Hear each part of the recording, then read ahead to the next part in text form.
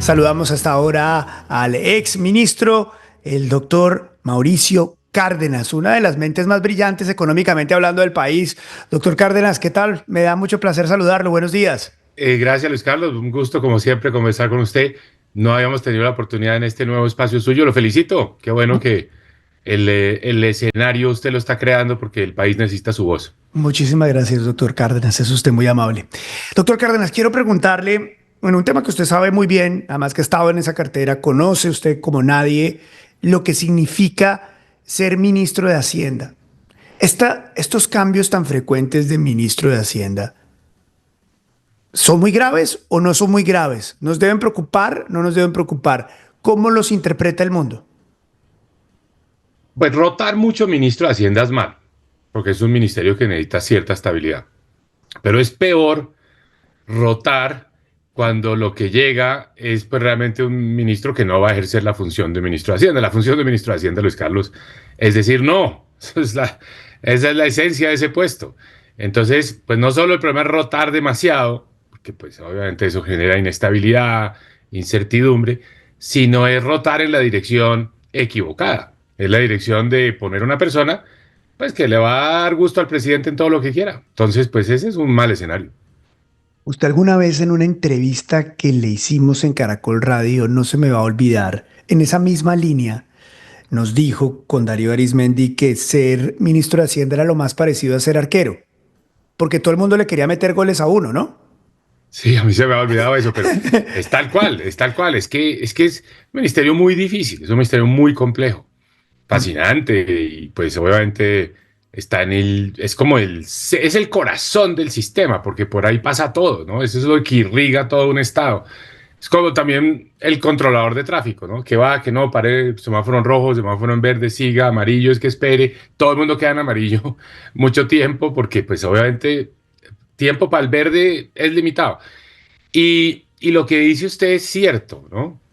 En esa entrevista con Darío Arizmendi, porque sin duda alguna, pues parte de esa función tiene ese elemento ingrato. Por eso, entre otras cosas, la relación entre los presidentes y los ministros de Hacienda no es fácil. Yo la calificaría o la caracterizaría como una relación de amor y odio. Amor porque, pues claro, es el que, sin el ministro de Hacienda, el presidente se queda muy corto a la hora de poder definir sus prioridades, pero odio porque el ministro es el que le dice las cosas que no quiere oír el presidente. Claro. Doctor Cárdenas, la pelea, supuesta pelea que tiene el ministro anterior que se va con el presidente Petro es por recortes. De lo que se alcanza a ver, ¿qué tan mala es la situación financiera de Colombia? Es muy mala. O sea, el ministro estaba haciendo lo que le tocaba y no es por capricho ni porque es que hay una ley que dice que es que la regla fiscal, no, es simplemente que las cuentas están muy descuadradas y que si no hacen un recorte este año grande, un recorte, digamos, más de 40 billones de pesos, yo diría casi como 50, el escenario fiscal, en vez de mejorar, que es lo que se decía a comienzos de este año, que lo que proyectó el gobierno, se deteriora.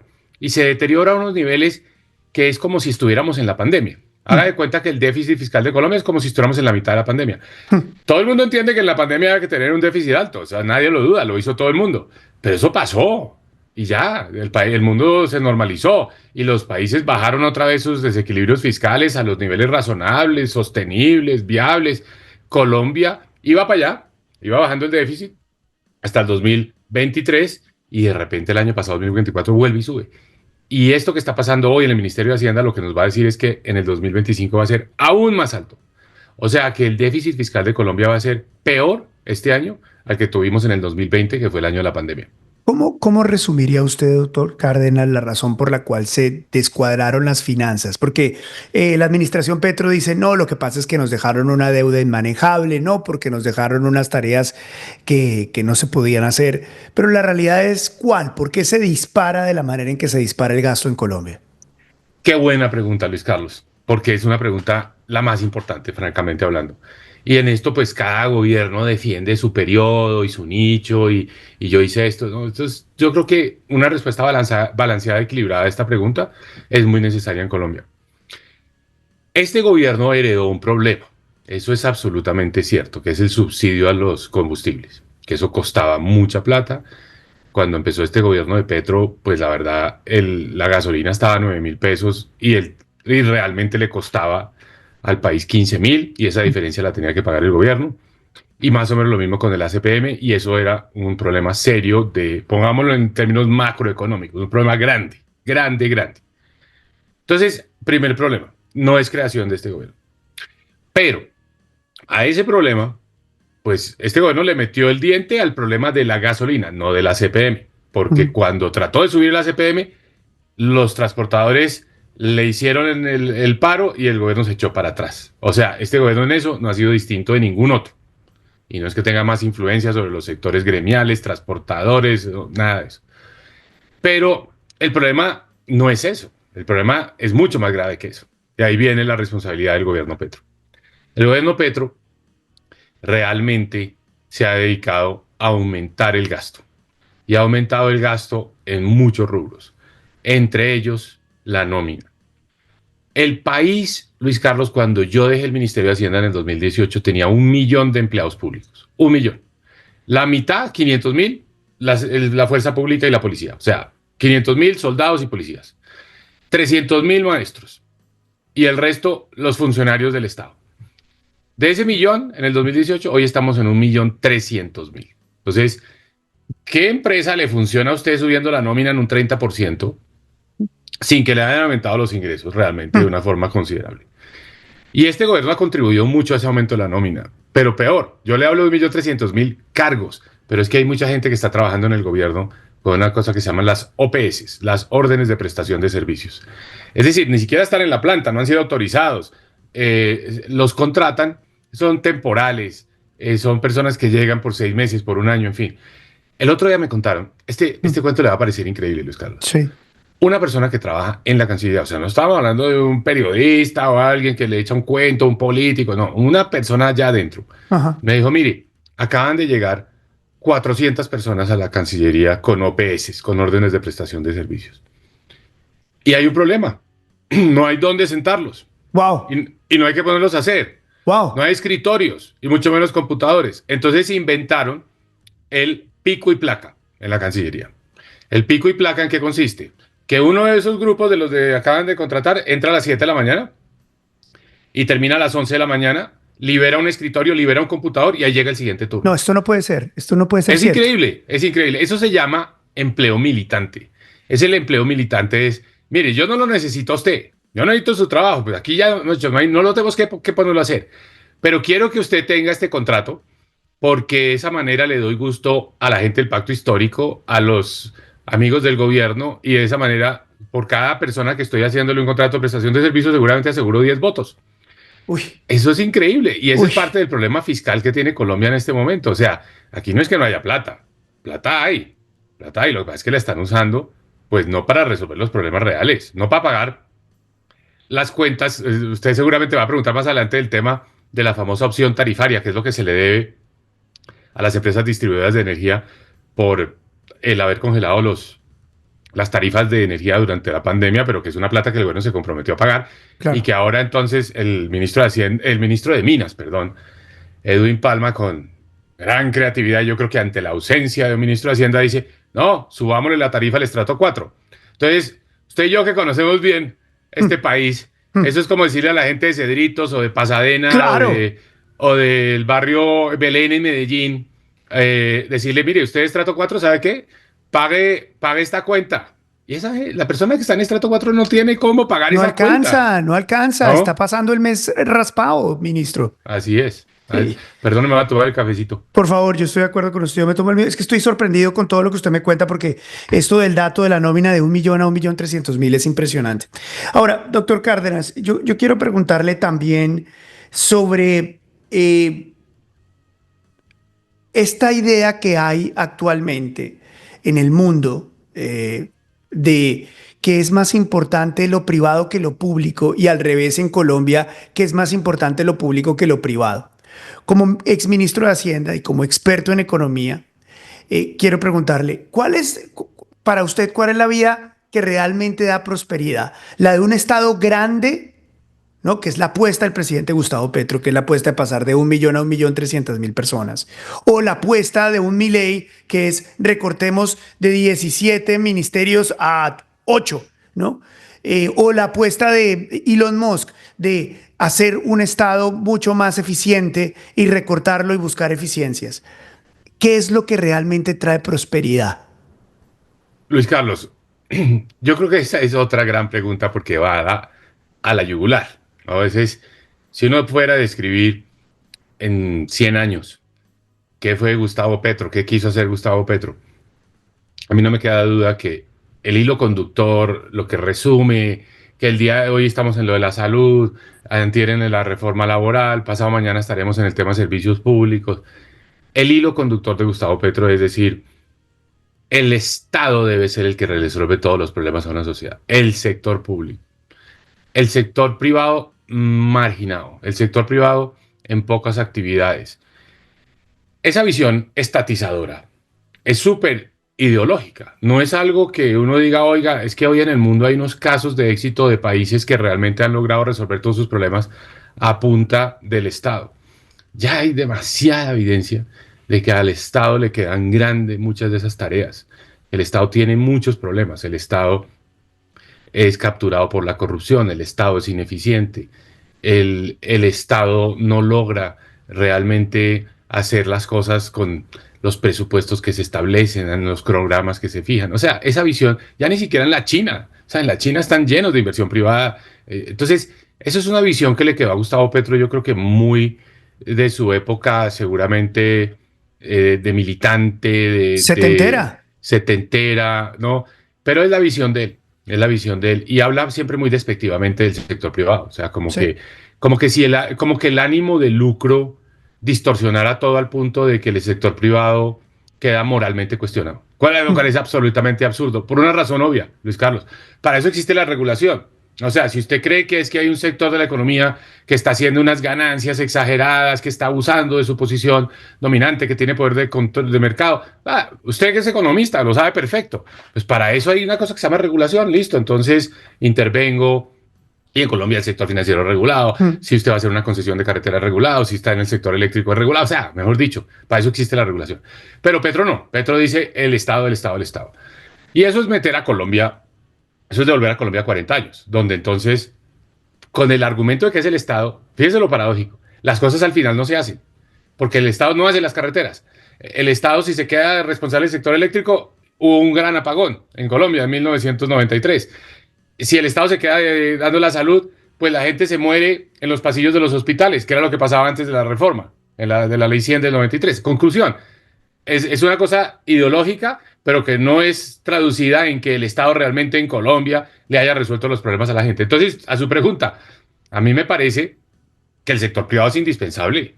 El sector privado se necesita, si no Colombia no tendría las carreteras que tiene hoy, no tendría la salud que tiene hoy, no habría logrado generar energía, no habría logrado ampliar los sectores de servicios públicos, una cantidad de cosas. Entonces, la ideología de Petro está mal. Entonces, hablamos de Milei. Entonces, Milei dice, o Elon Musk. Entonces, ellos dicen, mire, el Estado en Argentina, pongamos ese caso, era la fuente de todos los problemas porque era exageradamente grande, más grande que el colombiano, con un déficit fiscal todavía más grande que el colombiano, pero sobre todo con un gran problema. Y es que ese Estado grande, ineficiente argentino se financiaba con emisión monetaria. Y por eso la hiperinflación. Claro. Nosotros afortunadamente en Colombia no tenemos ese problema. No vaya a dar más ideas. Exactamente. Afortunadamente no, tenemos una constitución y eso hace independiente a la Junta del Banco de la República. Para que el Banco de la República le preste al gobierno se necesita el voto de todos los miembros de la Junta, unánime. Y eso no ha pasado y no creo que vaya a pasar. Entonces no somos Argentina. Para decirle que lo que se necesita en Colombia no es, va a ponerlo en términos del déficit fiscal, bajarlo a cero. Cero, cero, cero déficit fiscal, que es la meta de mi ley. No, Colombia tiene un déficit fiscal de 6% del PIB, exagerado, 7% del PIB. Colombia lo puede manejar en 3% del PIB. Pero eso sí requiere un recorte de gasto muy grande, pero no necesariamente bajarlo a cero, porque Colombia no tiene ese problema de hiperinflación. Claro. Entonces, yo creo que aquí también tenemos que aprender de lo de mi ley, pero la respuesta, eso es de calibrar, eso es como si usted está en el timón del piloto, no necesariamente tiene que decir el plan de vuelo es exactamente al de mi ley. Un plan de vuelo un poquito distinto. Usted puede aterrizar en un déficit de 3% del PIB y este país es totalmente sostenible. En lo que sí creo que hay que aprenderle mucho a Milei, y estoy trabajando mucho con Federico Sturzenegger, el ministro de Regulación, Sí, es en el tema de simplificación, trámites, claro. eliminar tanta traba y tanto problema, y en Colombia estamos muy en mora de hacer eso. Somos los reyes de los trámites y las trabas que hay para hacer negocios y para hacer empresas. Doctor Cárdenas, quiero preguntarle también por qué en Colombia somos adictos, y usted lo mencionaba tácita e inteligentemente hace algunos instantes.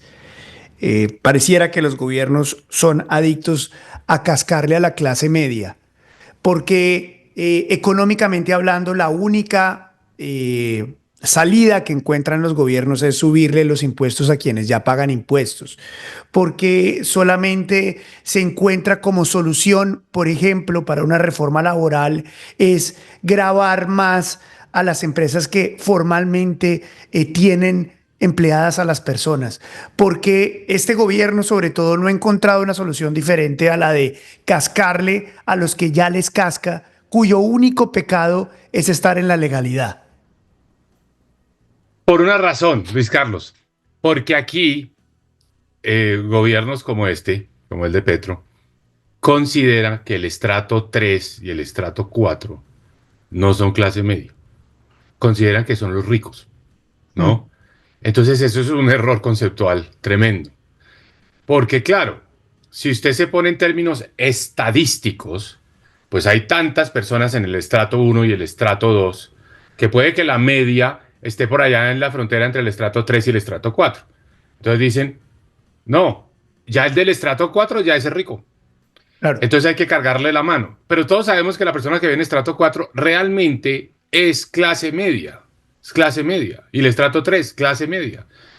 Y clase media, por definición, es una clase pues que vive al día. O sea, que se le entra el sueldo o el ingreso de su tienda o de su panadería o de su ferretería y tiene que ir pagando los insumos para poder seguir produciendo el día siguiente, pero le toca apretado para pagar la matrícula de los hijos y para pagar los servicios públicos y el arriendo, o sea, y ahí llegó la plata.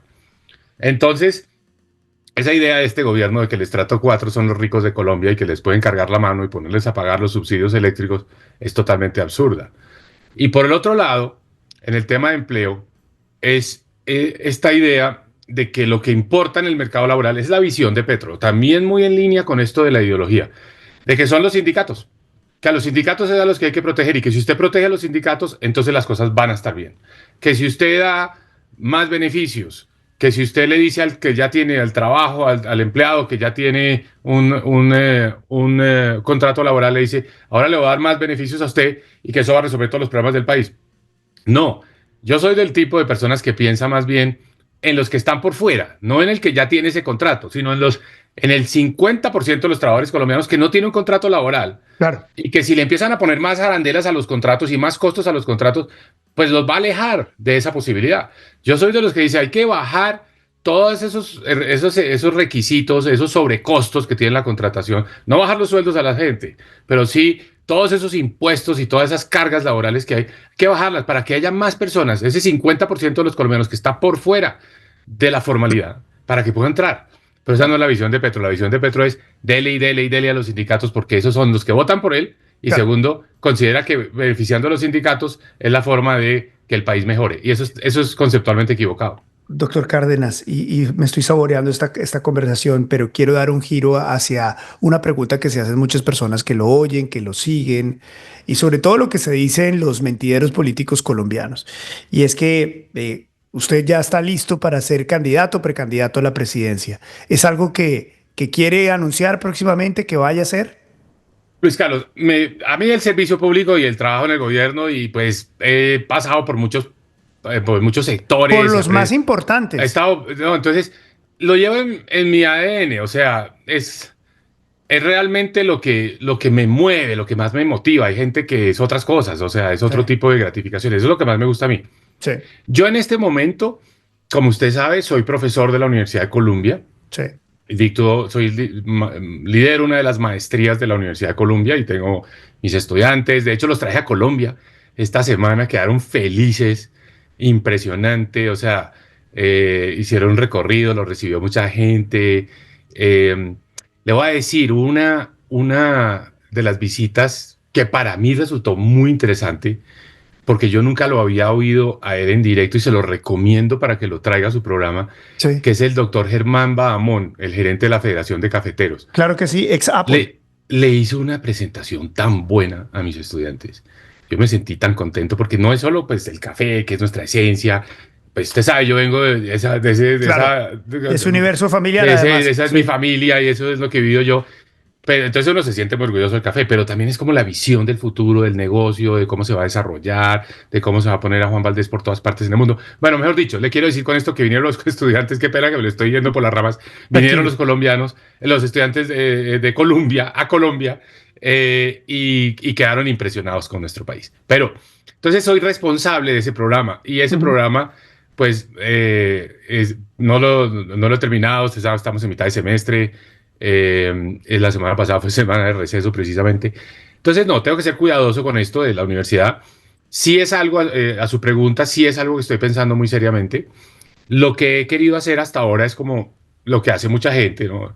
Recorrer el país y oír y ver cómo están las cosas y ver si para una persona que tiene un perfil como el mío, pues hay espacio, ¿no? Estoy en ese ejercicio como tranquilo, sin ver un Ah, poquito cómo siento las cosas, ¿no? Lo que sí nunca le voy a decir, Luis Carlos, es que me han llamado tantas personas que no sé, no. Este es un ejercicio mío de estar oyendo, sí, ¿no? sí. Entonces, ahí vamos, ¿Sabe qué es lo que ¿no? más me encanta de esa respuesta? Que usted, claro, la plantea inconscientemente, pero es por su formación, su análisis y su capacidad académica e intelectual. Usted lo que me está diciendo es, y además yo también lo haría, es mi costo de oportunidad es muy alto. Yo estoy en una gran dignidad académica que corresponde a manejar una maestría en una de las universidades más importantes del mundo en un tema que es extraordinariamente difícil, pero además que cae perfecto para usted como si fuera un vestido que le hubieran hecho. Pero adicionalmente, lo que más me gusta de la respuesta es que a mí sinceramente sí me gusta más la gente que tiene mucho que perder y se mete en política que la gente que la única manera que tiene para sobrevivir es la de hacer política.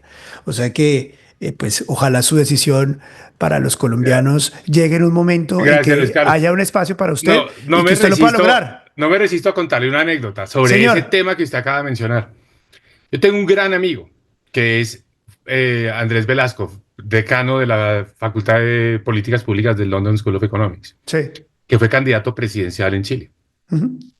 Y entonces un día le pregunté, le dije, Andrés, cuéntame de tu experiencia como candidato. Le fue bastante bien. Él perdió en las primarias con Michelle Bachelet y Michelle Bachelet ganó las elecciones, el segundo periodo de Michelle Bachelet. Él había sido el ministro de Hacienda de ella en el primer periodo. Pero bueno, le dije, ¿qué reflexión, qué consejo me das de todo esto, de tu paso por la política y tu candidatura? Que fue buena, avanzó mucho. Me dijo, mira, cuando uno tiene mucho que perder, que es como que usted ya tiene un trabajo y no, yo no sé si es una alta dignidad, Luis Carlos, pero es un trabajo bueno, es un Lo trabajo es, interesante, lo es, ¿no? lo es, lo es, Entonces lo me dijo, es. lo que necesita para meterse a política, lo que necesita es usted realmente romper con todo eso.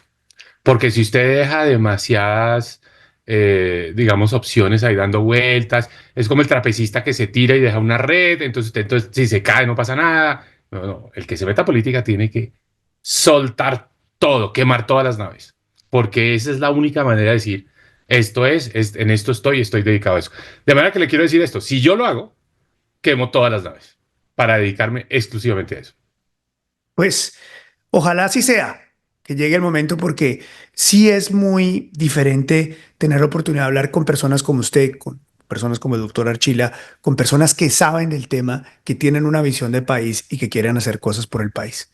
Doctor Cárdenas, le agradezco como siempre su tiempo y estas conversaciones de las cuales aprendo mucho con usted. Es usted muy amable, muy gentil. Gracias, Luis Carlos. Como siempre, un gusto. Un abrazo, gracias. Esto es Vélez por la mañana de B12, la radio digital, 100% independiente. Y recuerda, suscríbete acá a mi canal de YouTube. Cuéntale a tu familia, a tus amigos que tenemos noticiero en tu bolsillo. Vélez por la mañana a las 7 de la mañana. Suscríbete.